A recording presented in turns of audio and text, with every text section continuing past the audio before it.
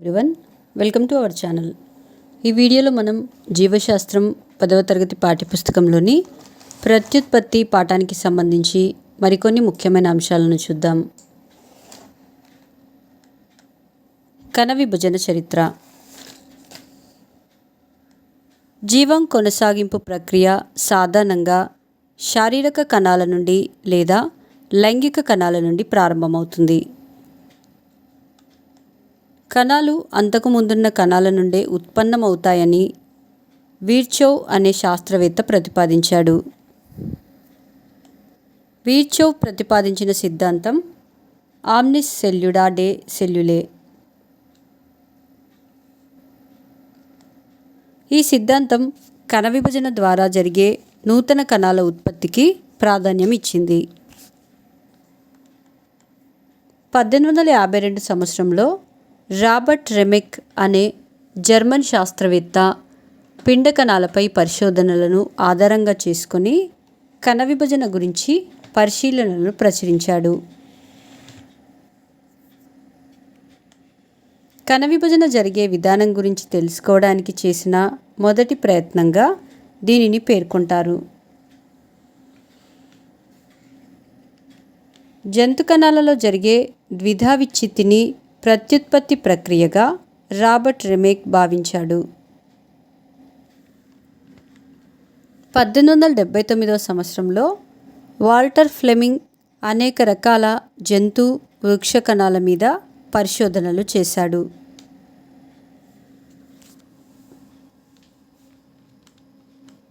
కణ విభజన సమయంలో కణ కేంద్రకంలో దారపు పోగుల వంటి నిర్మాణాలు నిలువుగా చీలుతాయని ఫ్లెమింగ్ పరిశీలించాడు. ఈ ప్రక్రియనే అతడు సమవిభజన అని పేర్కొన్నాడు. మైటోస్ అంటే సన్నని దారాలని అర్థం. విభజన చెందిన క్రోమోజోమ్లు పిల్ల కణాలలోనికి సమంగా పంచబడతాయని ఫ్లెమింగ్ తెలిపాడు.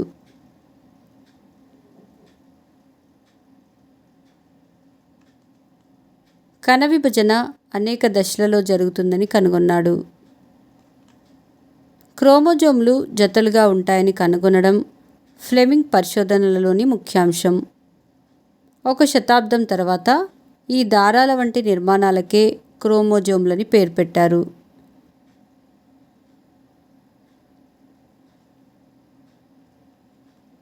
క్రోమోజోమ్లనగా రంగురంగుల నిర్మాణాలు. విల్హెల్మ్ రౌక్స్ ప్రతి క్రోమోజోమ్ ఆనువంశికతకు కారణమైన విభిన్నమైన అంశాలను కలిగి ఉంటుందని, విభజన సమయంలో ఫ్లెమింగ్ ప్రతిపాదించినట్లు నిలువు విభజనలు జరుగుతాయని కనుగొన్నాడు. గ్రెగర్ మెండల్ 1866 సంవత్సరంలో బఠానీలో పరిశోధనలు చేసి ప్రతిపాదించిన ఆనువంశికత సూత్రాలను పునఃపరిశీలన చేశాడు. ఫలితంగా ఆనువంశికతలో క్రోమోజోమ్ల పాత్ర మరింత ప్రాముఖ్యతను సంతరించుకుంది. తర్వాత కాలంలో ఆనువంశికత కలుగజేసేవి జన్యువులుగా గుర్తించబడ్డాయి.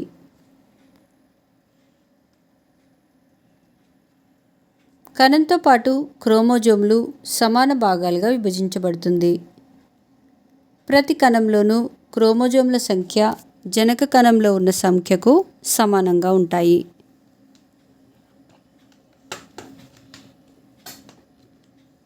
కణం ద్వయస్థితిక స్వభావంతో ఉంటుంది.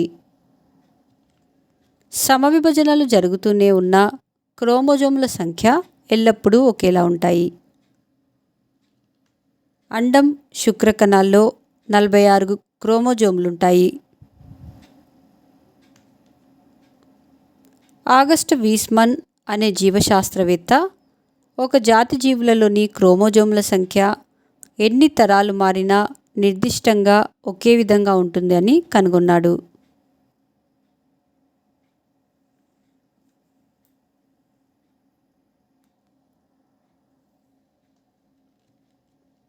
ఎన్నిసార్లు కణ విభజన జరిగినప్పటికీ క్రోమోజోమ్ల సంఖ్య స్థిరంగానే ఉంటుంది ఆగస్ట్ వీస్మన్ కనుగొన్నాడు.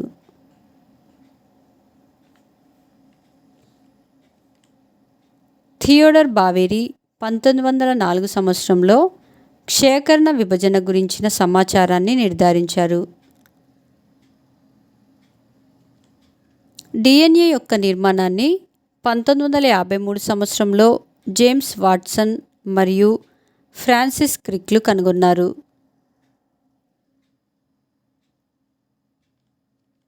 శరీర కణాలన్నింటిలో సమవిభజన జరుగుతుంది. విభజన ఫలితంగా ఏర్పడే పిల్ల కణాలలో క్రోమోజోమ్ల సంఖ్య మాతృ కణాలతో సమానంగా ఉంటుంది. అయితే జన్యు కణాలలో క్షయకరణ విభజన జరిగి క్రోమోజోమ్ల సంఖ్య సగానికి తగ్గించబడుతుంది. మానవునిలో కణ విభజన. కణ విభజన ఒక సజీవ ప్రక్రియ. కణ విభజన విధానం ఏకకణ జీవుల మొదలు అభివృద్ధి చెందిన మానవుని వరకు ఒకే రకంగా జరుగుతుంది. జీవులన్నింటిలోనూ విభజన చెందే ప్రతి కణం జన్యుపరంగా సర్వసమానమైన 2 పిల్ల కణాలుగా విభజన చెందుతాయి. కణ విభజన వలననే ఫలదీకరణ చెందిన మానవ అండం 9 నెలల్లో శిశువుగా, 20 సంవత్సరాలలో ఒక వ్యక్తిగా మారడం జరుగుతుంది.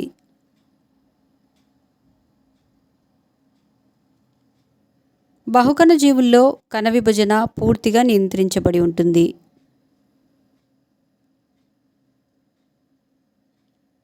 గుండె మరియు మెదడు కణాలు ఎప్పటికీ విభజన చెందవు.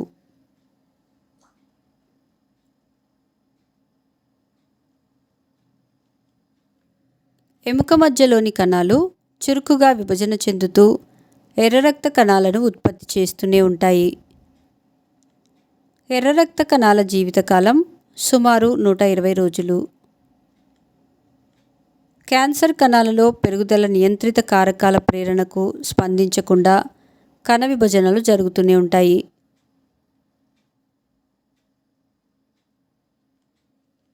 కణచక్రం. సర్వసాధారణంగా కణ విభజన ప్రక్రియలను సమవిభజన అంటాము.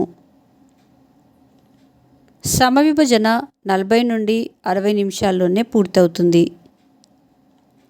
2 కణ విభజనలకు మధ్య నుండే సమయాన్ని అంతర్దశ అంటారు. ఈ దశలో కణ విభజనకు అవసరమయ్యే వివిధ పదార్థాల ఉత్పత్తి, డిఎన్ఏ జన్యు పదార్థం ప్రతికృతి జరిగి సమవిభజన ద్వారా పిల్ల కణాలకు సమానంగా పంచబడతాయి.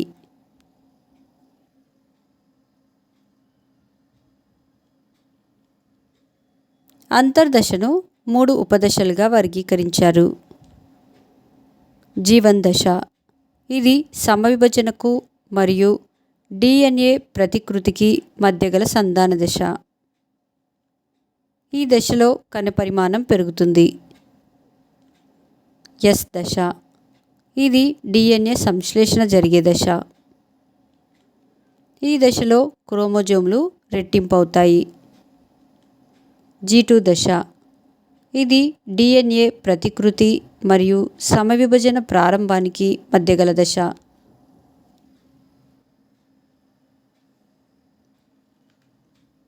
M దశ. ఇది సమవిభజన జరిగే దశ. దీనిలో ప్రథమ దశ, మధ్యస్థ దశ, చలన దశ, అంత్యదశ, మైర్యుసైటో కైనసిస్ అనే దశలుంటాయి.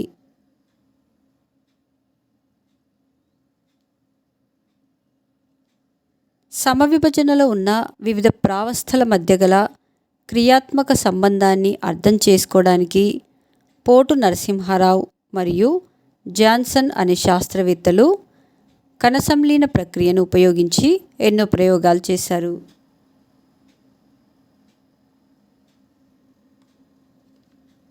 కణ సంలీన ప్రక్రియ ద్వారా కణ విభజన యొక్క అంతర్దశలో సాధారణ సూక్ష్మదర్శిని కింద కనిపించని క్రోమోజోమ్లను గుర్తించారు.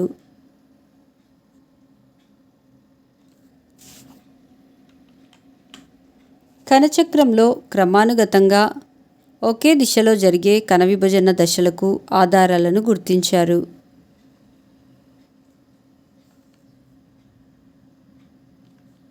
కణద్రవ్యం కేంద్రకం మధ్యన వ్యాపనం చెందే రసాయన శ్రేణి సంకేతాల చేత ఈ విభజనలు నియంత్రించబడతాయని గుర్తించారు. కణ విభజనలో కణద్రవ్య విభజన లేదా సైటోకైనసిస్, కేంద్రక విభజన లేదా కార్యోకైనసిస్లు జరుగుతాయి.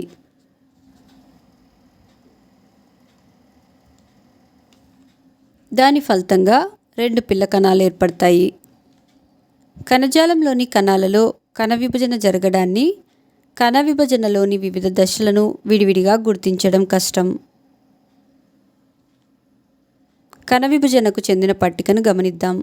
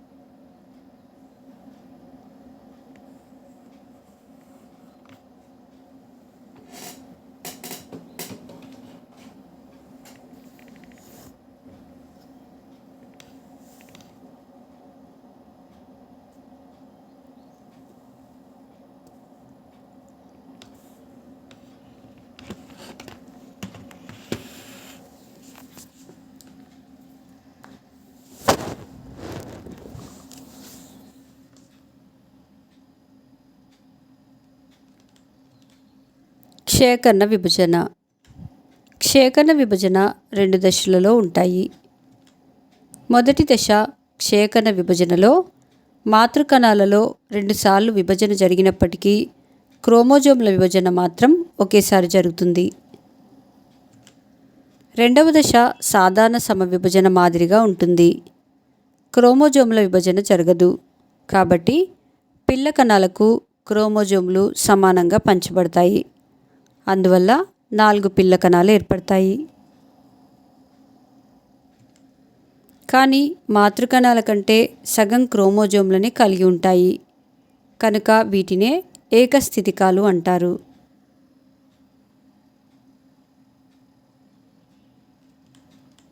ఏకస్థితికాలు అనగా ఒకే జత క్రోమోజోమ్లు. ఈ విభజనలో క్రోమోజోమ్ల సంఖ్య సగానికి తగ్గించబడతాయి కనుక ఈ విభజనను క్షయకర్ణ విభజన అంటారు. మా నెక్స్ట్ వీడియోస్ యొక్క నోటిఫికేషన్ మీకు రావాలంటే మా ఛానల్ను సబ్స్క్రైబ్ చేసి బెల్ బటన్ నొక్కగలరు. అలాగే మా వీడియోస్ను లైక్ చేసి షేర్ చేయగలరు.